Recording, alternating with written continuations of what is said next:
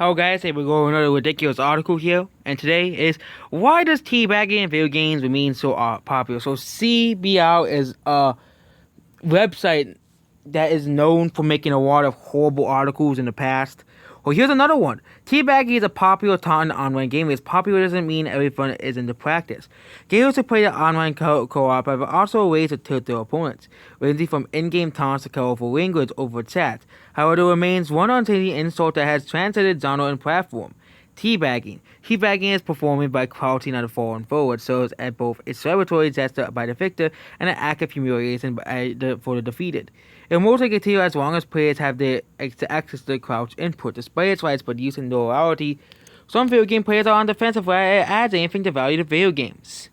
Yes, it's difficult to pinpoint where or when the phenomenon began, but multiple sources it began with Halo 1. The act of making take it off of novel mechanical players contained to post-mortem.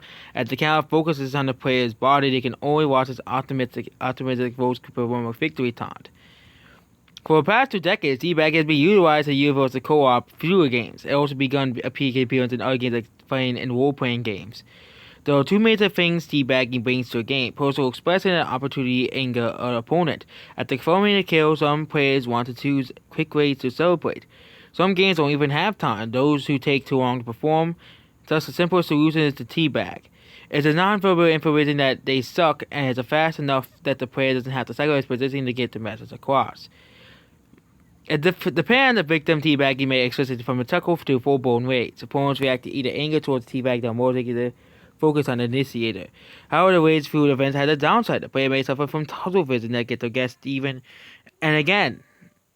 That's why it's a primary blah blah blah. And yes, we're going back to basically game developers for the longest time have been trying to snuff out every bit of toxicity. If you played any older Call of Duty games or older Halo games, there were toxic game tats were the norm, but now every game, if someone is toxic, they just get banned, which is a sad thing, I know. But yeah, playing the game is supposed to be fun. If someone's constantly disrespecting other players, it's difficult to find enjoyment in that. Well, of course. But again, it's fun for the person doing it. And it's fun, and especially it's fun for people when they watch people do it.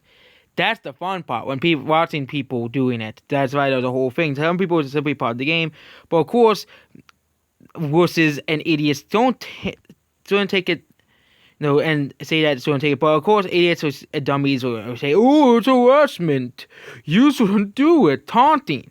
Okay, I guess we have to remove all taunts in general if we really want to remove this stuff and just crouching in general.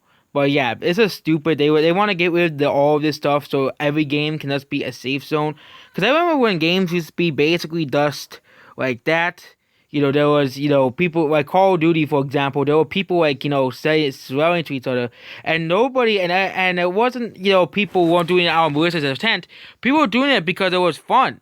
It was fun for people to argue online. That was the whole point. It was fun. It was a fun thing to do. But now you really can't do it anymore because someone might just not like it and just make you get banned. For example, Overwatch does that. The newer Halo games do it. Call of Duty does it to an extent now. The newer ones, and basically almost most games do it now. So yeah, the only real toxicity remains on 4chan and other message boards. But yeah, these articles like this is probably the reason why developers have been going after toxicity or cyberbullying articles and stuff. Which really a lot of people just do it to have fun. I know a lot of people do get attacked online in those chats, but most of the time those chats were fun. It was a fun time, and yeah, that's basically it. Goodbye.